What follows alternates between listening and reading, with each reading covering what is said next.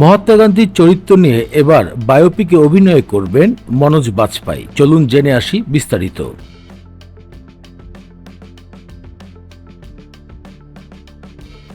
বলিউডের জনপ্রিয় অভিনেতা মনোজ বাজপাই, তার অভিনয় দক্ষতা সকলের কাছেই জানা রয়েছে। পরিচালক সুধীর মিশ্রের নতুন সিনেমা ইন্ডিয়ার জনপ্রিয় আইকন মহাত্মা গান্ধীর জীবনকে ঘিরে। তবে এই সিনেমায় মহাত্মা গান্ধীর মূলত 21 দিনের একটি গুরুত্বপূর্ণ চরিত্রকে সাজানো হয়েছে।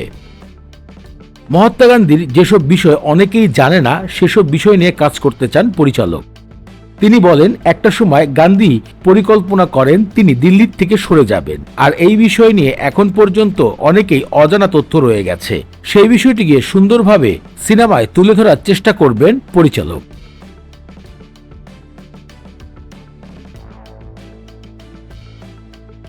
সিনেমায় মুখ্য চরিত্রে অভিনয় করবেন গান্ধীর চরিত্রে মনোজ বাজপাই। তবে সিনেমার নামটি এখন পর্যন্ত ঠিক করা হয়নি। খুব দ্রুত সিনেমার বিষয়ে গণমাধ্যমে আরো নিশ্চিত করবেন পরিচালক সুধীর মিশ্র।